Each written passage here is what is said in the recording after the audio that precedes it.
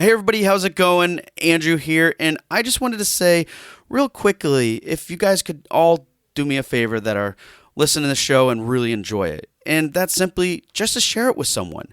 If you know of someone that could find the information we have on the show really beneficial, it would just absolutely mean the world to us.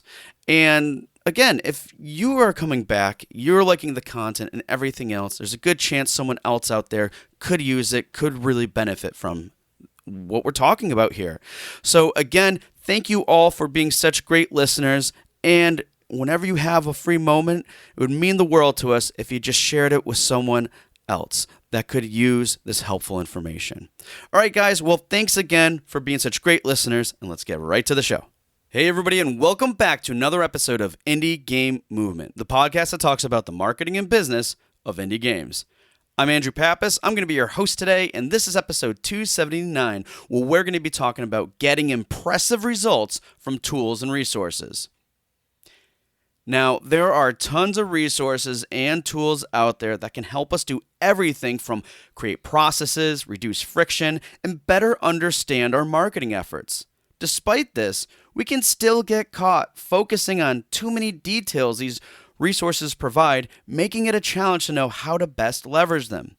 Thankfully, Ashley Gwinnell of impress.games shares his game dev and tool creation experience to provide great insight on how to get impressive results with your marketing campaigns. So that's what we're going to be talking about right here today on Indie Game Movement.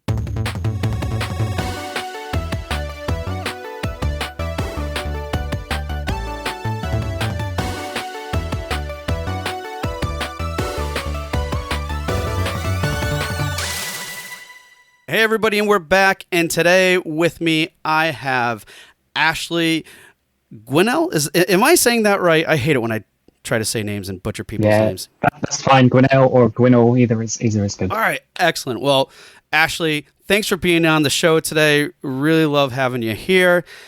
And how are you doing, by the way? Yeah, I'm good. Thanks for asking. I'm so glad to be on here. It's my first podcast appearance, so go easy. Awesome. Well, I'm definitely glad to have you here because of what we're going to be talking about. But before we do that, I'd love for you to take a moment, introduce yourself, tell us what you do for work, kind of like some of the cool things that you're working on. And also, when you're not working, what do you do in your spare time? What do you do to kind of unplug from everything? Okay. So I'm the founder, designer, developer, marketing, biz dev, and full-time imposter for impress.games. And at the moment, it's just me running everything solo. In terms of what impress.games is, it's an off-the-shelf toolkit available globally that is helping indies, agencies, and small publishers in all things in publishing and promotion. It's essentially the marketing infrastructure for the games industry. So all the amazing tools that publishers and agencies would use internally, but made accessible to upcoming indies at the fraction of the market rate. It's also a resource for sharing knowledge and kind of leveling up indies from indie devs into indie publishers. So educational resources covering marketing, PR, community management, things like that. It's lots of things really, but I suppose I'm kind of running aspirational there. So to speak clearly on what it is now, it's mostly a tool called CoverageBot. Mm-hmm. And this CoverageBot is a Discord bot that tracks the web. It tracks YouTube and it tracks Twitch, and it lets people know in real time when streamers go live with their games, and when they get a new piece of content covering their game on YouTube or the web, so press reviews and things like that. This obviously lets developers jump into those streams and build those relationships with content creators, and with kind of collating all of that data into one place, you can then, in the future, as my roadmap progresses, do a lot more clever stuff with that. I'm sorry, I'm laughing real quick because I'm saying that this is impressive, but and not to try to because the word of this platform you're building and everything and working on is called Impress, correct? Yeah, good big fan of puns here. Yeah, but still, it really is, because I could only really dream of a tool that's helpful with things, especially just from the one you mentioned, the bot or whatever. Because I've used other platforms such as that are similar to that, basically social monitoring platforms, which are very helpful in that. Mm-hmm. So That and alone is helpful, but just everything else that you're doing, great. Sorry, didn't mean to jump in there. So that's awesome what you're doing, but when you're not doing that and work, well, what do you do to kind of unplug? To be honest, running your own business and especially running solo, you kind of don't have the capacity to switch off. And if I do, it's very much kind of going out into nature and kind of being battered by the wind and the elements and completely going AFK and kind of switching that part of my brain off and not being on the sofa and being pulled into my notifications and things like that. That's great to hear. The key to a happy life. It's switching off. Yes. And I mean, the whole nature aspect, I was listening to something not too long ago where even what I was listening to, they were talking about how plugging in or unplugging and getting more into nature, or even if you just have like plants in your office space or whatever, a good way to that connection somehow with nature is a really good way to be, really relax yourself and everything else. So that's awesome that you do that. I try to do that as regularly as I can as well. And anybody listening, I highly recommend it if you're able to. Even get that little plant in the office. Yeah, so, I got so many plants here. Nice. See, you're always connecting with nature, which is great. Well, thanks for that introduction. Definitely a lot more I want to talk about in a moment. But before we do that, I'd love to put you into the Q Box round. And for those of you who aren't familiar, the Q Box round is just a simple series of random questions I'm going to be asking Ashley here. So, Ashley, are you ready for the Q Box round? As ready as I'll ever be, yeah. All right, fair enough. What is your favorite book? It's probably Masters of Doom by David Kushner. I really like the kind of stories that kind of go from bedrooms to billions, those kind of story arcs. Hopefully that's one that my life will follow, but we'll see. Cool. Are you an early bird or a night owl? Definitely a night owl, although I don't tend to stay up too late working, but it's more, I kind of have to stop myself doing that. Yeah. My partner doesn't like it. What's your favorite summer vacation spot? I don't have one, to be honest. Every time I've gone away in my adult life has been to games conferences, and as sad as that is, I do love getting together with my peers and talking about game dev and stuff like that. I've been a game dev for 10 years before doing Impress, so this all kind of makes sense. Nice. Yep. What's your favorite, most helpful mobile app?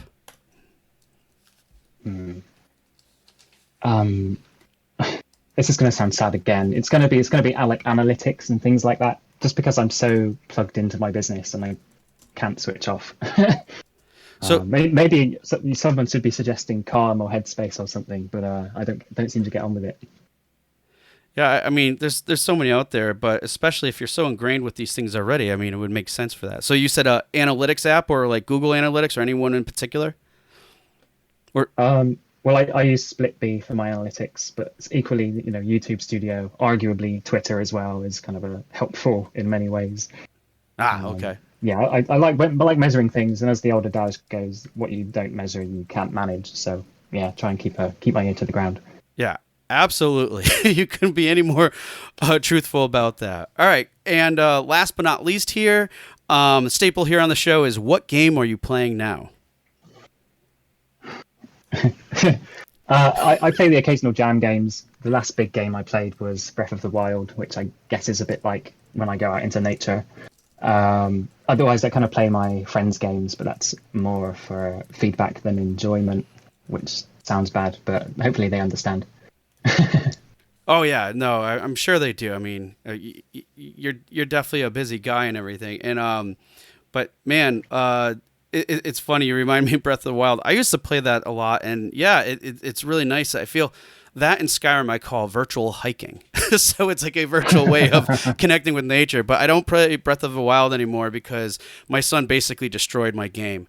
And after a while, I'm like, I can't start this again. But you know what? He's having fun. He's virtually connecting with nature. So we'll just let him enjoy it. And then he can have me look up all the YouTube videos of the stuff he's trying to do, and meanwhile spoil it for me. I have to find all 1,000 Koroks or however many there is. Yeah, and it's just painful because it's like I could be doing this, but he isn't, but he needs help, and but it's fun nonetheless. All right, great. Well, hey, thank you for sharing all that information about the Qbox round. Really interesting stuff. But now, want to get into the conversation today and why you're here to have this awesome discussion, which is, getting impressive results from tools and resources. So I kind of wanted to kick this off with understanding and saying, like, there are a lot of factors that can play into a successful game, right? Like, design and implementation of the game itself. But, that said, do you think devs and studios that leverage tools and resources have a better chance of maintaining control and reaching their goals, as it relates to marketing, of course, and what you do with Impress? Yeah, I mean, the answer is a solid yes. I think devs that take the time to kind of self-reflect will be better off because they will take that time to, realize their weaknesses and make time for self-improvement. Finding articles, watching YouTube videos, reading games industry biz or Game Discover, things like that. And I think people who work in a vacuum, heads down, don't really realize what they're missing. They're missing out on the industry changing, which is happening all the time. And so anyone that's kind of speaking about the problems they're having or anything like that is more likely to come across a solution or help them, realize those goals for sure. Yeah, because without these things, without kind of doing that self-assessment or monitoring or anything, or using, like I said, tools and resources, it can really keep you in that bubble, which in your head down, like you were saying before. So definitely love your thoughts on that. So now that we kick off, knowing that, like, a resounding yes, it's definitely important to have these things, to leverage these things so you can maintain this level of control. I want to kind of go into a little bit with, like, the understanding of data. And I know it's a broad topic here, so we'll probably narrow it down a little bit. But specifically, when looking at data or information, there obviously can be a lot of metrics. So, like, for example, like, people use Twitter, they use other social media platforms, they might use different various marketing campaigns, whatever the case may be. There's lots of different metrics. And a lot of times, some of these, especially very important ones, can be overlooked. So, what's a good way to better understanding the importance of some of these metrics that can help devs and studios be more confident in the decisions that they're making with their marketing efforts and even with some of their, game development? Yeah, for sure. So, I mean, with things like Twitter, the analytics, I suppose, isn't built in, or the Twitter analytics built in doesn't give you a very clear overview of what's important. You don't see, like, how many profile clicks you might get, or your kind of general engagement rate as a percentage. You're mostly looking at retweets and likes, and that's not especially indicative of the kind of quality of the followers that you have. I guess with things like Discord, you might be looking at your the growth percentage, or how many members you have in your Discord. But again, that's kind of a false flag metric, I think, because what you really want to be looking at is how active people are in the previous 2 weeks or so. How many people are just lurking, and then there's things that you can't possibly consider, like how many people in your Discord are in 100 other Discords and have muted your Discord or various announcement channels. So a lot of things can be overlooked and a lot of things can be misattributed. And I think it's just important to, again, going back to self-reflection, to educate yourself on what metrics you should be looking at and finding platforms or third-party tools that help you with measuring those metrics. Yeah, no, that's really important because I think the example that you provided with Twitter is a great one because it's like we as users can really get caught up in certain levels of engagement and such. And even with the analytics that they provide, it's not necessarily telling the full story. So I actually just using that one as an example, I want to dive in a little bit deeper in terms of okay, so we have these metrics that are available to us. We have at face value, hey, our post, it got our tweet, it got so many comments, likes, whatever. And then we see in analytics, oh, we got so many impressions, great. But what's another step that could be taken to maybe get even more information to tell a better story to really understand, I guess, the quality of users or players. What those interactions are looking at. Like, are there other tools or resources that we could use too, whether it's Impress or even something else that provides that story, that insight for quality players that are engaging? To be honest, I'm not entirely sure how to answer that. I think it really depends on the platform. It depends on the metric.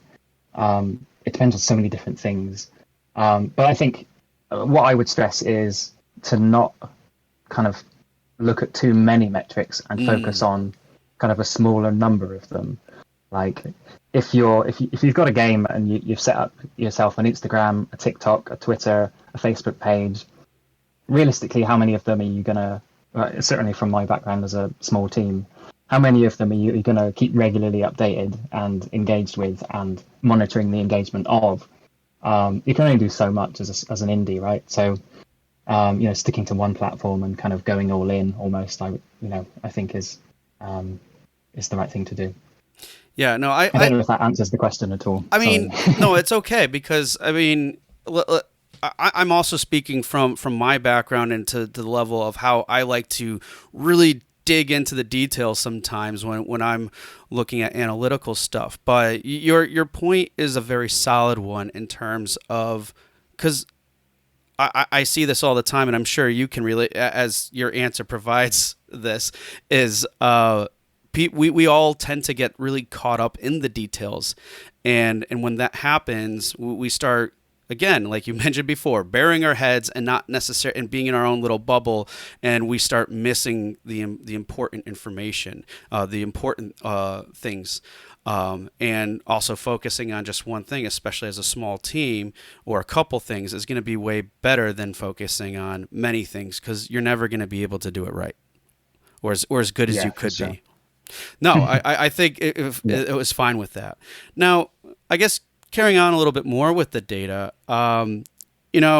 there's obviously other tools and things like that, or there's other partners or agencies that you can work with that their job is also to provide, data, whether it's platforms, whoever might be the source, it's their job to be data. But do you think that sometimes that data that you're receiving there could be limiting in terms of the control studios have with their own games and their awareness efforts? I mean, what do you think about that in general?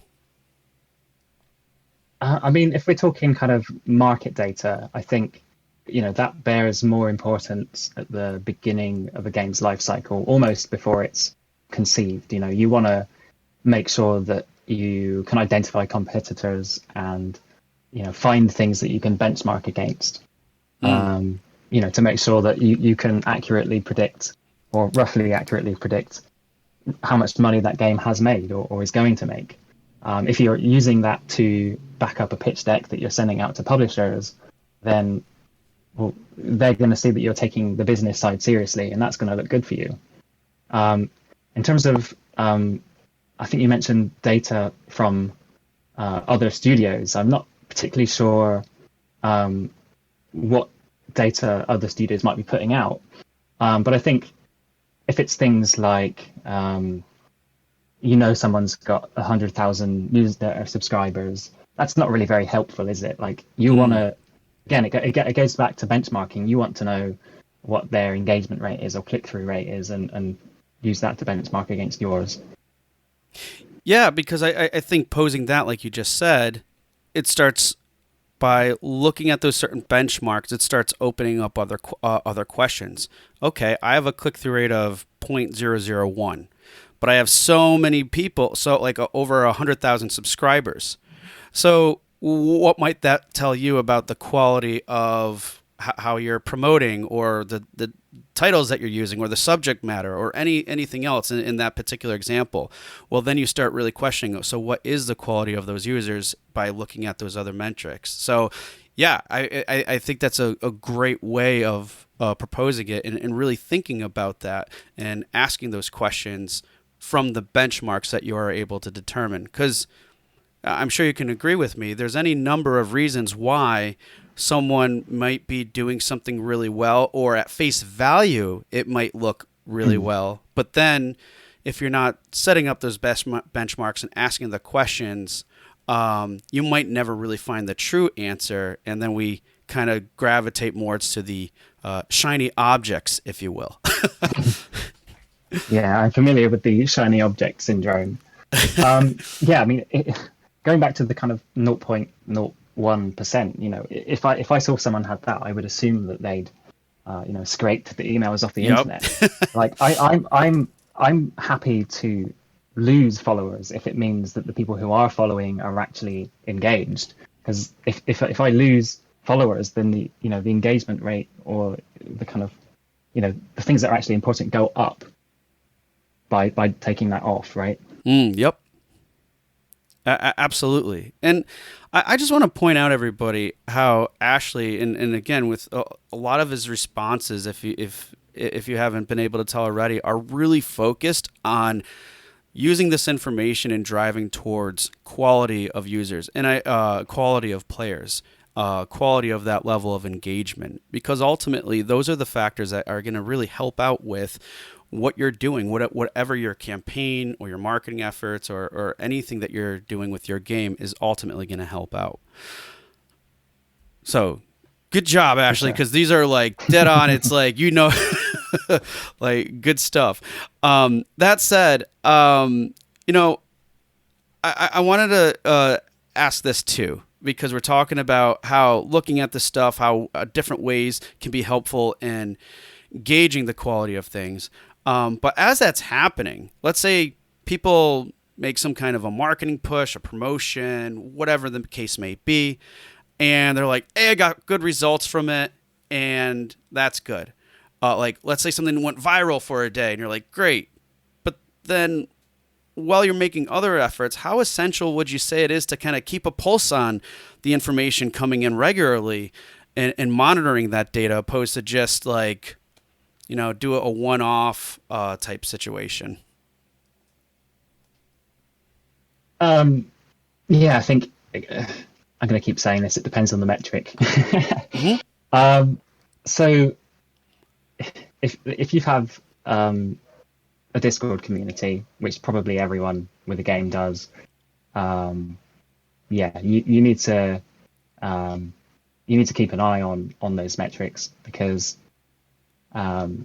your community manager, it needs to have something to know whether they're doing a good job or not.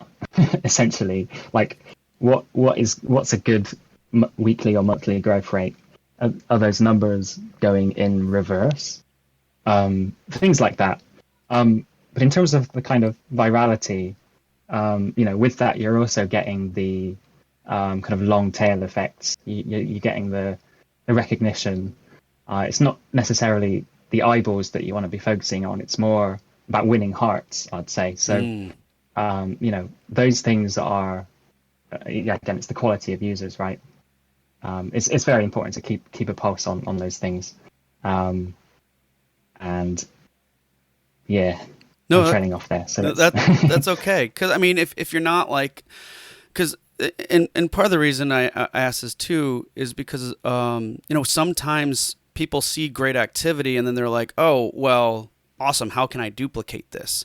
But then if they're making other if they're working on other things and they don't see, let's say, the type of attention they might have gotten from one post over another, they might be missing out on how to improve upon that. Or like you were saying with Discord, like... Yeah, I have an example. So, Okay. I look at my Twitter analytics, and I can see which of those tweets is doing better than the other tweets. And I've noticed that kind of lots of indies in the scene will be using Screenshot Saturday, Hmm. and posting things on Saturday specifically. But what we are also seeing now is lots of people hosting Screenshot Saturday. And this will be kind of, I mean, I'm guilty of doing this because I've seen other people doing it. I'm gonna try that, see what the analytics are, right? You host Screenshot Saturday. Tens, hundreds, I don't know how many devs will reply to you with their latest screenshot or their latest Steam page asking for wish lists. And for me, I can go and like all those posts and comment on those replies because engagement is good. But in terms of looking at like traffic that goes through to my website from that, or profile clicks from those tweets, it's very small. So it doesn't actually, it gives you kind of the appearance of doing really well because those posts will get 50 retweets, 100 likes, things like that. But from my point of view, that doesn't convert to anything for me. So for anyone who's doing that, maybe consider a different approach. Yeah, no, I think that's a great example because you can keep doing that and even keeping a pulse on those things and keep doing it. But unless you're going to the next step and really determining, okay, what does this really do for me? And it's not to be selfish either, because I have done that myself as well, just as a means to kind of like help promote the word about the community and to see if anything else came from it. And I came to the same conclusion that you did as well. I was doing far more work to help out the community and spending my Saturday mornings doing that, which I was all for. But after a while, every week, that can get tiring, and it's never fun when people accuse you of trying to do this for benefit, self-benefit. You also get the same people replying over and over again, or week on week, and and let's they're hustling, and I admire the hustle, but it's not for them. I don't see their wish list numbers ultimately, but is it working for them? I don't know. I don't know if it will be working. Yeah, I was just going to say that. Unless you're showing something novel, new, that's interesting or different, that's the focus. Like, look at what tweets you've made in screenshots or video formats, whatever it is, funny bugs, physics bugs, things that people really engage with, and do things like that. Don't just post your Steam link every Saturday, because that's not going to do anything. Yeah, I was just going to say that because we're kind of relating to our own experiences, but putting it into making it more relatable for our listeners. Yeah, you're absolutely right. That those people that are posting so regularly, because I saw it myself too, all the time. I'm thinking, well, if it's the same thing, it's the same post that you're using since like 2 months ago, how is that really providing any value for you? Where else can your efforts be? Are you not monitoring this, or are you looking at the wrong metrics that are giving you that feel good feeling, but it's not the result feel good feeling? Like, all of that said, like only 5% of people will see your tweets anyway, so you might as well tweet it every week, So I think there's two sides of this coin, right? Yes, always. a very nuanced thing marketing is. Yeah, there's no one size fits all, right? Absolutely not.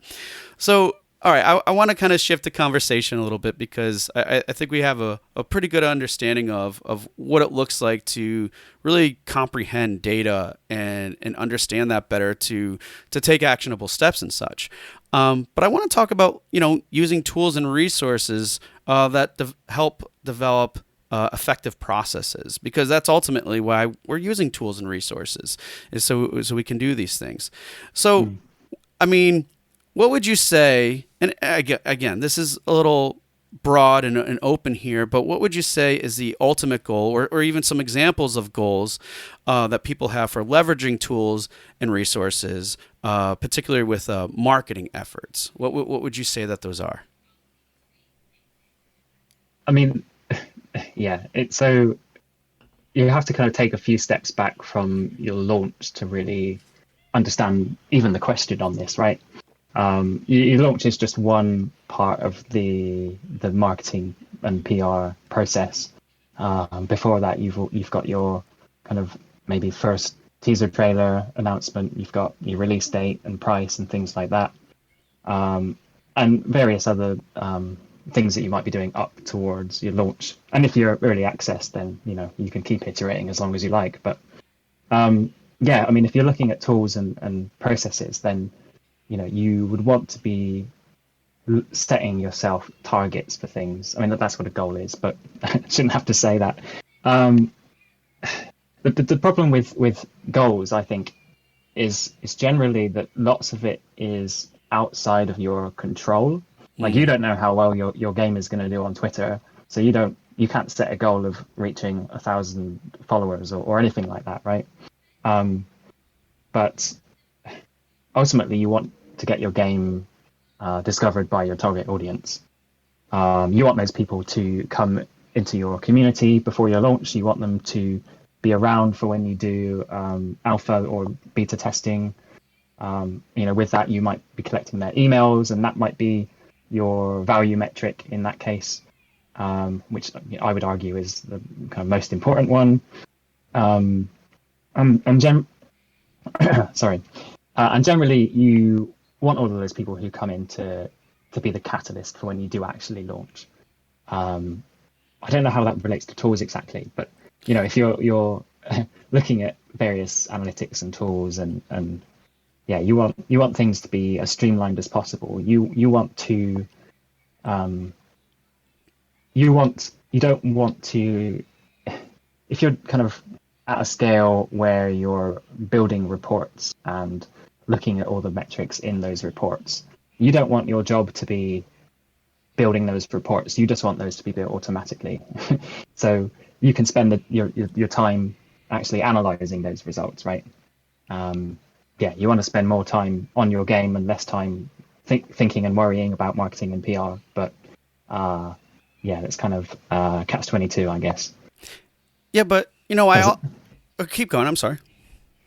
No, does that make sense? Sorry. Oh yeah, no, absolutely. And I want to kind of like just quickly summarize the process you just walked us through, because I know sometimes, again, like we can all get caught in the details, and when we're thinking like tools and resources and things, or even just information, like you said, oh, I want to hit X amount for this plan or whatever, but leading with the objectives and planning that out and working backwards from your launch is going to be far more helpful in identifying what these tools are. And then from that point, when you know what those things are, then you're like, okay, now you know what your goals, what ways and that you're going to be working towards these goals. Now we can have maybe a little bit more actionable plan associated with numbers and other important metrics. And then now it's, so like you said, working backwards down to the tool part, it's like, okay, now we know we're asking the right questions. We know what information we need. Now we need to put together these things so these tools can actually help our process. And then again, you work reverse engineer, I guess, things, and then you work back towards the goal. So I really liked how you ultimately broke that process down, because again, we like to get caught in the details. We see these numbers and really strive to hit those, but we don't necessarily always have the full plan on how that looks and in terms of obtaining or coming up with the mechanisms to obtain those things. Absolutely. Yeah, I totally agree. I definitely went about that in the roundabout way, but you summarized it well. Okay, no, I mean, I think, again, how you presented it was great and stuff. So, good stuff there. But now we talked about, like, hey, what's a good process to do this in terms of, like, really getting to the level of tools. But one thing I'm curious about, too, is what do you think are some challenges that developers in studio face when they are leveraging tools or even resources for creating effective processes with their marketing efforts? Yeah. So in terms of tools, a lot of them, the kind of good business adage is to do one thing and to do it well. And we see that with things like Keymailer, for example, who focus pretty much solely on key distribution, things like MailChimp for email marketing, etc. Yeah, a lot of, and ironically, Keymailer doesn't mail keys, but that's another one for another time. Yeah, but a lot of these tools are disparate and not really well connected, right? So if you try and integrate them, it will probably involve webhooks or if this then that or Zapier to hook things together. Yeah, obviously that's manual setup work. You know, if you're a game dev, you probably don't have experience to do any sort of web infrastructure stuff. It's definitely outside of your MO, I guess. And with that, you know, there's extra cognitive load of learning multiple tools and user interfaces. You can end up in plugin hell if you've ever, if you run your website through WordPress and you've got 100 plugins. That happens. And you know, on top of that, you end up paying perhaps for multiple subscriptions. So yeah, a lot of that creates the friction, which I think kind of puts the smaller game developers off of marketing completely. Which obviously it's not good for the industry. Going back to places like MailChimp and ConvertKit, they're getting a lot better, offering kind of the full marketing suite, but they are generalized for small businesses and not really geared towards the games industry. And that's something I want to change. I love hearing that because I'm this. It's just great because you're right. There's so many things out there, and they can be super helpful. I know Zapier is a big one that can. I mean, it can literally do everything, and it's pretty streamlined and simple. But like you said, there's so much friction that creates is created from these things. And you can mess up royally. Like you mentioned, if this and that. Which I've used a few times. One time I was experimenting with it on Twitter, and then people are like, dude, you are majorly spamming right now with these. I forgot what the command I gave it, but it's like if someone didn't call out to me and kindly, I'm sure my account could have been banned. Like that's the type, and we're not here to like scare anybody from leveraging these valuable resources, but at the same time, knowing what's out there and taking some time and energy to become familiar with it is great, but it can still be very cumbersome, and that's why, I mean, one of the things that, again, I'll say it impressed me was because of just essentially what you're looking and striving to do. Because when you're mentioning all these other great, useful tools that a lot of other businesses have done really well with, have become extremely successful just by simply leveraging different types of either automation or processes, we really do lack that to an extent. In the industry, so it's really good to hear. I'm not sure that it's lacking. I just think it's out of the price range for kind of smaller developers who, they're using the kind of free version of Unity, or they're getting started on their first game, and they don't necessarily know what to do and how to sell products, right? I have no doubt that big publishers have internal teams that are building tools for themselves to do some of these things and to tie everything together. But it's not readily available yet. No, or widely available. Yep. Yeah. Yeah. I definitely agree with you on that front. And just to kind of like wrap up with our conversation here, and tools too. I mean, tools and processes ultimately are here for, helping reduce friction, and not just with like marketing efforts, with a lot of different efforts too. But what are some examples of how a reduction in friction can make things more effective for devs and studios? Well, I guess I'll begin by saying that anything that has manual human input is friction. If you're tracking your influencer or content creator outreach in a spreadsheet, there's room for human error there, and you can end up sending things twice, or yeah, things like that. Um, Otherwise, I guess, can I give an example of coverage bot? Yeah, of course. Okay, so yeah, so coverage bot, I described it earlier. So if you're not using something like this, then you'll be manually searching every day for content that has been made by the press or by influencers on YouTube and things like that. Or you'll be using something like Google Alerts, which will give you lots of false positives. Um, or you're relying on social media tags and things like that. And that's not really your job, is it? Like searching things every day. That shouldn't be part of the job. That kind of thing can quite easily be automated.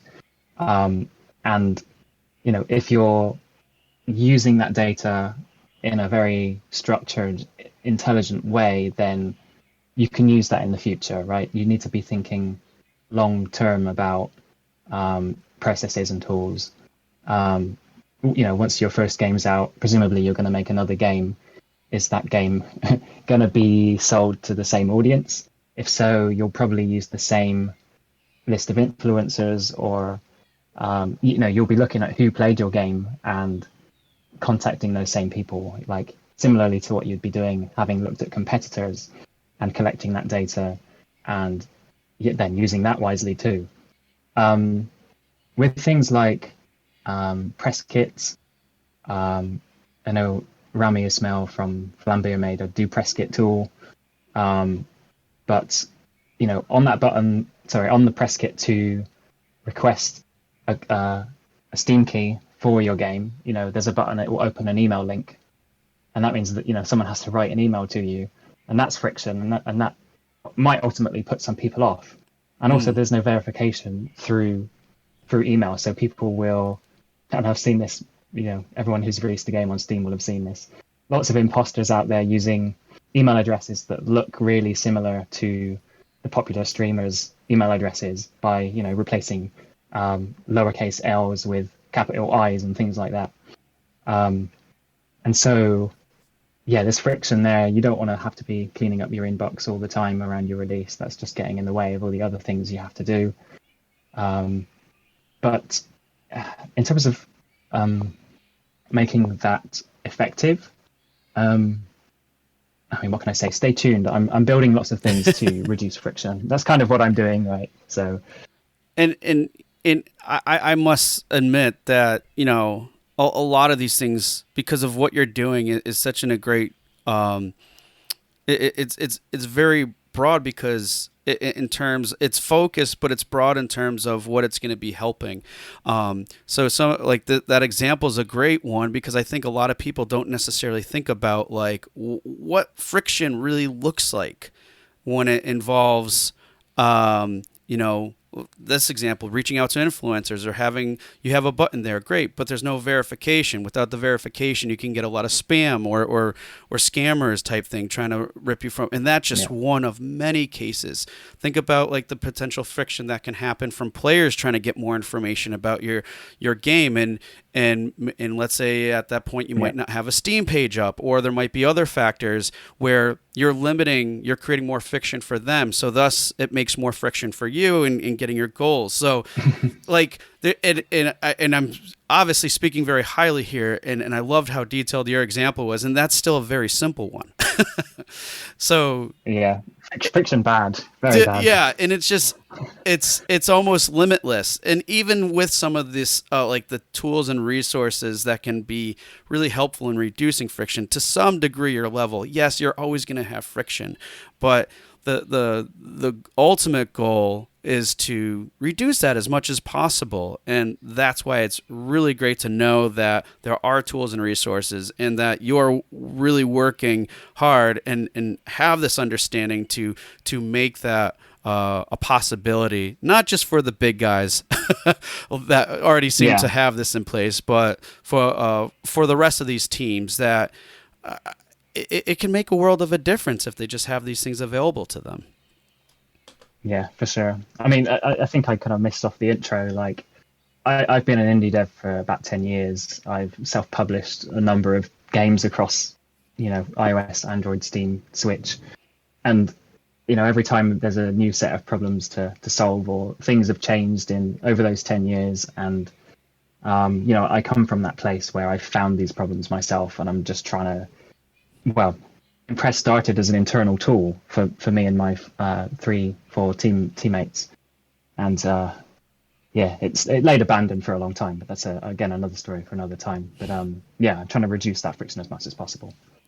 Awesome. Well, definitely good to hear that we have at least someone out there that's really working towards providing this information for everybody, because it's going to be really helpful.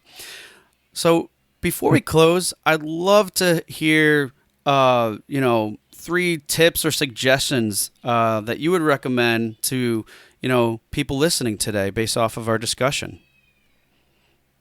Okay. Well, given that I've been an indie for 10 years and made countless mistakes, the first of which I would say is number one, think like a publisher. I say this because your publisher, your studio brand, it was going to mean a lot when it comes to game number 2. If you're making a sort of a violent FPS and your next game design comes out as a wholesome game, what are you going to do there? I said this earlier. Can you sell game number 2 to the audience of game number 1? Will all the brands fit together? Start with the reason why you're doing it. Like, what games are you passionate about? What's your story? And think about that before even coming up with the game, doing your market analysis and things like that. Number 2, spend someone else's money. Don't take all the risk yourself. Find yourself a publisher if you can.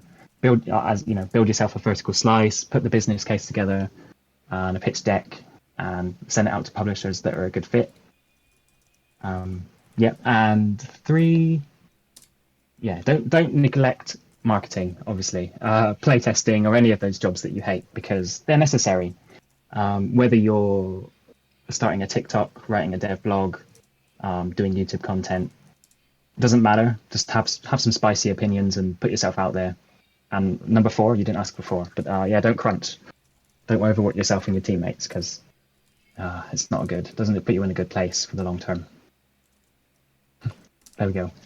Those are awesome and really great insights. So thank you so much for that, and a lot of good points. Though I think the one I like the most is really think like a publisher, because I'm sure a lot of us have seen it time and time again where everybody's just, even the way that they represent themselves is all in, especially first time game developers. It's always on the game. It's not so much about the brand, and maybe they do have a vision in terms of where the studio or the brand is going to be going in the long term. But a lot of times it does not come off or present itself as that is the case. Being mindful of that, not having that idea in place could really set you astray, and you may not even realize it. So I like that. But all of these are good. That's just number 1's my favorite. So Ashley, thank you so much for this. And before we go, please let us know, where can people contact you and everything else? And I believe you have a special offer or something for people who are interested in either the bot or something else, or correct me if I'm wrong, but give us information. And if you do have a special offer for people, please share that too. Sure. So you can email me, Ashley, Ashley, at impress.games. If you have any questions about marketing or any of the stuff we discussed today. Impress.games is the URL where you can find the suite, a complete marketing suite for independent games, or rather incomplete. And otherwise I'm on Twitter at Ashley Gwinnell. I'm sure if you're watching me or listening to this, then you'll see this in the notes. So that's where I am. And if if you do visit the site, there's a code for 10% off. It's IGM Podcast 10. Excellent. Well, excellent. Yeah. So guys, if you want to take advantage of that, check out impress.games. And if you're interested in signing up, you can use that code IGM Podcast 10. And also, like Ashley said, if you want to reach out to him, ask questions or whatever, just Ashley at impress.games. And his other information will be available in the show notes too. So Ashley, thanks again for joining us today. It was really insightful and refreshing to hear that, like I said, someone is putting together these helpful tools for indie devs and studios. So thank you for being on the show today. Absolutely. Thank you, Andrew, so much for having me. It's been a pleasure. Hey everyone, thank you for listening to another episode of Indie Game Movement. I'm Andrew Pappas, your host, and the show's producer is Mustafa Price. If you enjoy and value the show's content, you can support us even more by going to Patreon and visiting www.patreon.com/IGM podcast and select the tier that best suits your needs. Show notes for this episode can be found by visiting rengenmarketing.com, the number episode of the show. Rengen Marketing is a consulting marketing company that helps indie devs with their marketing efforts. Whether you need guidance with your game's marketing strategy or could use a free marketing plan template, then please visit www.rengenmarketing.com and take action. A special thanks to Dakota Saw for Season 2's opening theme and Melissa Gellis for the new logo design. And as always, thanks for being such great listeners, and we'll see you next time on Indie Game Movement.